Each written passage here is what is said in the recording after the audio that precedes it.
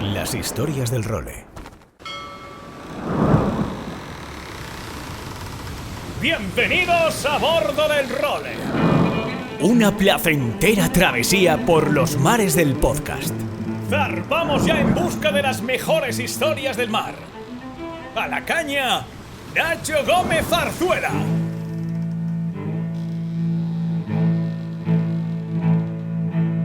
Muy buenas a todos. Dejábamos el episodio anterior de este serial sobre la Copa América de las historias del Role con un cabreo monumental por parte de los británicos con el New York Yacht Club, ya que entendían que no habían sido tratados de forma justa en los dos desafíos seguidos que había presentado Sir James Ashbury, el primer valiente que había intentado recuperar la jarra de las 100 guineas para la Gran Bretaña. Este enfado se tradujo en casi 15 años de olvido británico por la Copa América, aunque la entrada de un tercer país en discordia permitió que la Copa siguiera con vida durante la década de los 70 del siglo XIX. Este país fue Canadá, pero su amerizaje en la Copa desgraciadamente no ha pasado a la historia por su calidad ni por su importancia náutica. Es más, su llegada solo aportó una consecuencia importante, la firme determinación por parte de los organizadores de que todo aquel país que intentara presentar un desafío construyera los barcos en su territorio. Enseguida veremos por qué.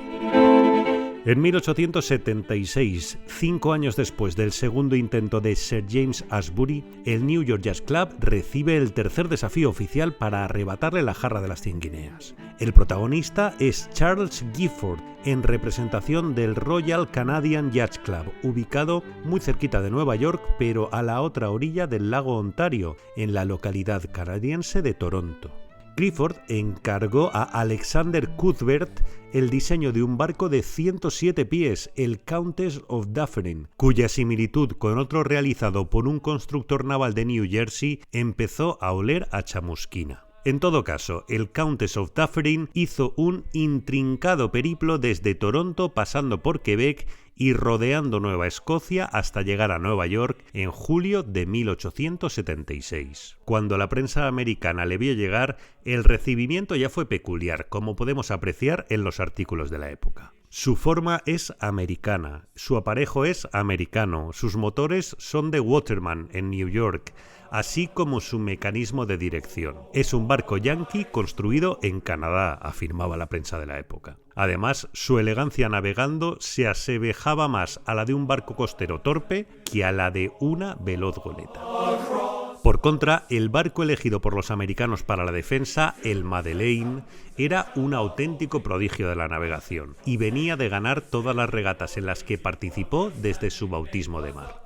La primera regata de la Copa ya fue una calamidad. El retraso del barco canadiense fue de tal calibre que creían que se había ido a pique por lo mucho que tardaba en llegar, y Charles Gifford pidió, cuando acabó esta regata, un aplazamiento para hacerse velas nuevas, americanas evidentemente, y hacer un arreglo general de su Countess of Dufferin.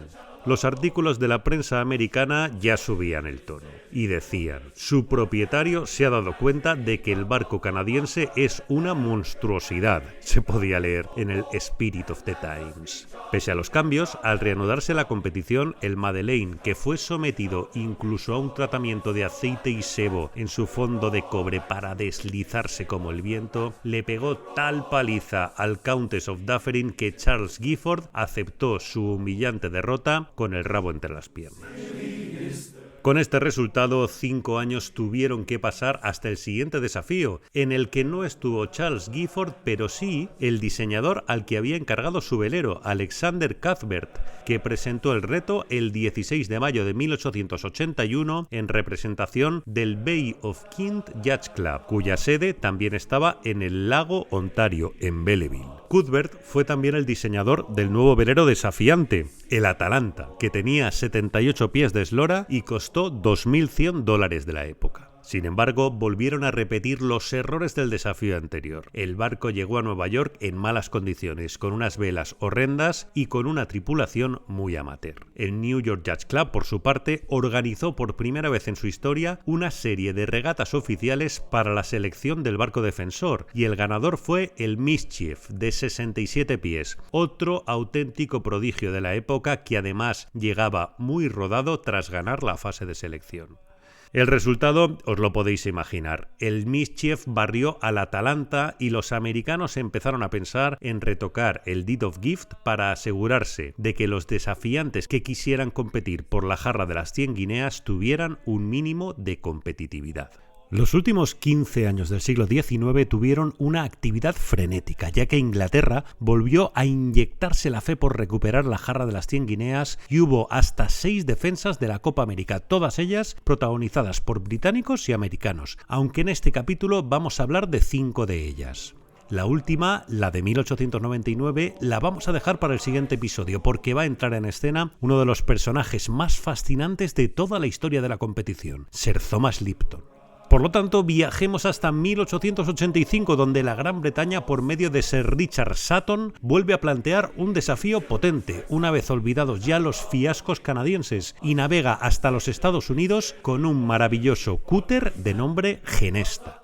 Sutton y su Genesta se enfrentarían a uno de los defensores más exitosos de la Copa América, el general Charles Payne, que iba a defender las 3 siguientes ediciones con distintos barcos. El primero de ellos, el Puritan, tiene un componente añadido muy interesante, y es que el multimillonario que respalda el proyecto, inyectándole todo el dinero necesario, es John Malcolm Forbes, de los Forbes de toda la vida.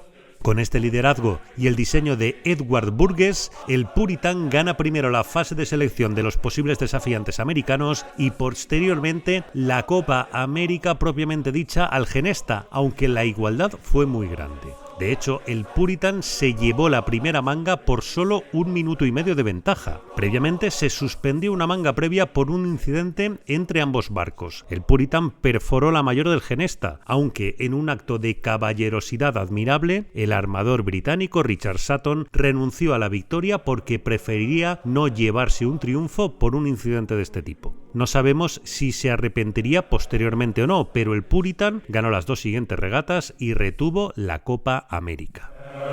En 1886, casi sin tiempo para suspirar, el Galatea inglés, otro magnífico cáter propiedad del teniente William Henn, desafió a los americanos y de nuevo el general Payne ganó la fase de defensores con el Mayflower. La disputa de la Copa fue un tanto atípica, ya que el teniente Henn se llevó a su familia, animales domésticos incluidos, a bordo del Galatea, a los que tuvo que sacar de la misma tras la primera manga. En la segunda, Henn cayó enfermo y aunque pidió a los americanos que recortaran el recorrido para no sufrir más de la cuenta, tuvo que rendirse ante la superioridad competitiva del Mayflower y el general Payne se anotó su segunda edición consecutiva.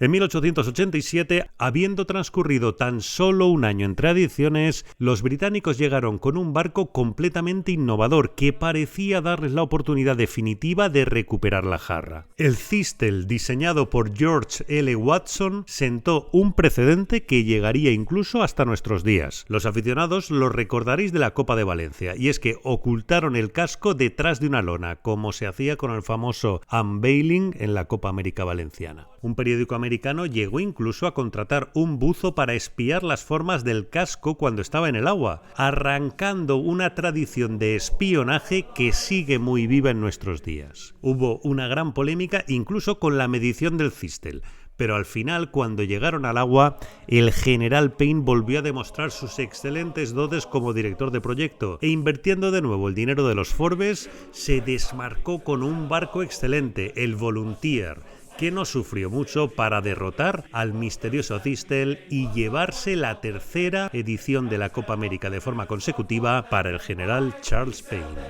En 1893 llegará el siguiente desafío para la Copa América, que traerá consigo la entrada en escena del probablemente diseñador naval más influyente de todos los tiempos, Nathaniel Herreshoff. El Captain Nat, como se le conocía popularmente, diseñó 6 ganadores de la Copa América, un récord que parece ya imposible de igualar o superar, y 5 de ellos ganaron de forma consecutiva.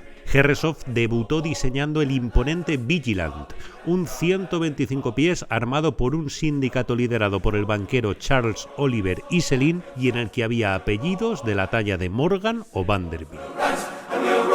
El desafiante fue el Valkyrie II, armado por Lord Dunraven, un caballero inglés cuyo paso por la Copa América recuerda al del pionero James Ashbury, ya que compitió en 2 ediciones consecutivas, dejando unas excelentes sensaciones pese a sus derrotas y marchándose con un cabreo de narices. En el match de 1893, el Vigilant se impuso por un contundente 3-0 al Valkyrie 2, aunque la tercera y definitiva manga aún es recordada como una de las mejores regatas de la historia de la Copa América, ya que se impuso el Vigilant en unas condiciones excepcionales por tan solo 40 segundos. En 1895, y espoleado por la gran imagen que dio pese a la derrota, Lord Dunraven construye el Valkyrie 3 y desafía de nuevo al New York Yacht Club, que en este caso estará representado por el Defender. Es imposible elegir mejor nombre para un defensor de la Copa América, y que será el segundo diseño de Nathaniel Herreshoff. Sin embargo, esta fue una copa extraña, ya que el Defender ganó solo una regata, la primera en el agua. Cuando los dos veleros se acercaban a la línea de salida en la segunda manga, la botavara del Valkyrie 3 golpeó al Defender y posteriormente ganó la manga. Sin embargo, el incidente conllevó una protesta del Defender, atendida por el comité de regatas, que le dio el triunfo descalificando al Valkyrie 3 por ese incidente. Lord Dunraven entró en cólera, ya que culpaba del incidente a la gran flota de espectadores que se apiñaba alrededor de la línea de salida. En protesta, hizo que su velero se retirara de la tercera regata inmediatamente después de cruzar la línea de salida, poniendo fin a la serie y a su participación en la Copa América y dejando paso a la entrada en escena de uno de los mayores mitos de la historia de la Copa América, Sir Thomas Lipton, a quien dedicaremos el siguiente episodio de forma íntegra. Hasta entonces.